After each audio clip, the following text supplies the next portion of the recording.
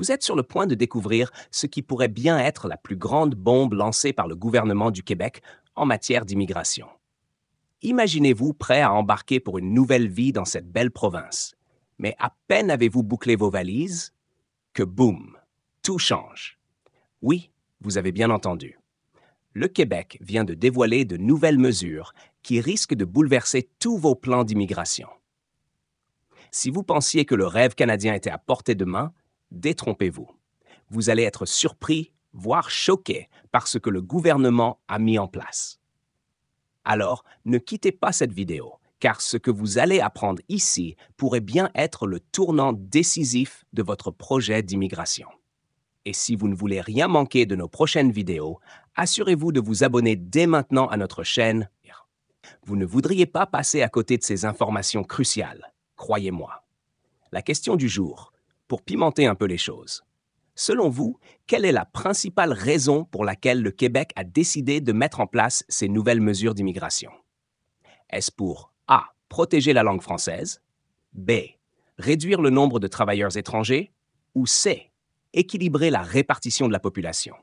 Donnez votre réponse en commentaire et restez jusqu'à la fin de la vidéo pour découvrir la bonne réponse. Maintenant, passons aux choses sérieuses. Le gouvernement québécois a récemment décidé de durcir les règles d'immigration, et cela va affecter directement tous les travailleurs étrangers qui envisagent de s'installer dans cette province. Premièrement, si vous espériez décrocher un emploi à Montréal avec un salaire inférieur à 57 000 $ par an, désolé de vous décevoir, mais c'est fini. La ministre de l'Immigration du Québec a annoncé que plusieurs emplois, notamment ceux peu qualifiés, ne donneront plus droit à des permis de travail dans cette région. Pourquoi? Parce que ces postes exercent une trop grande pression sur le marché du travail local. Et les Québécois en ont assez de voir des travailleurs étrangers occuper ces emplois à bas salaire. Alors, si vous rêviez de Montréal, mieux vaut viser un poste bien rémunéré ou songer à vous installer dans une autre région. Petite anecdote.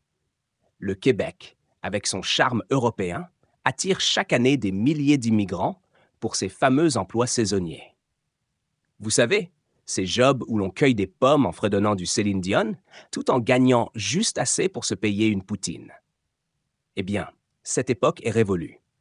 Le gouvernement veut maintenant répartir la population de manière plus équilibrée en encourageant les travailleurs étrangers à s'installer dans les régions moins peuplées. Autrement dit, préparez-vous à dire adieu au gratte-ciel de Montréal et bonjour au petit village perdu dans la nature, là où même Google Maps se perd. Le français. Ah, le français. La langue de Molière, chère au cœur des Québécois, est également au centre de ces nouvelles mesures.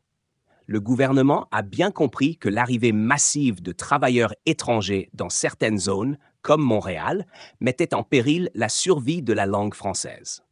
Pour protéger cette précieuse culture, les autorités ont décidé de limiter l'arrivée de travailleurs dans les régions où le français est moins parlé.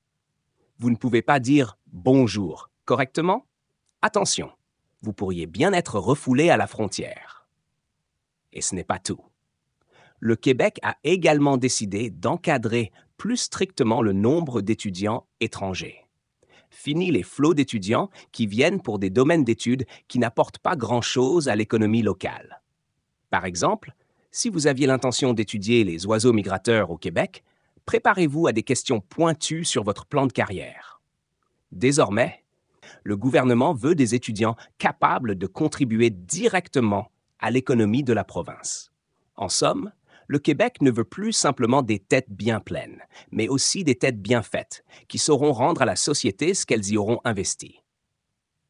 Bon, à savoir, si vous prévoyez de travailler au Québec, il est important de noter que les employeurs ne pourront plus proposer des salaires inférieurs à 57 000 $ aux travailleurs étrangers dans certains secteurs. Fini l'exploitation.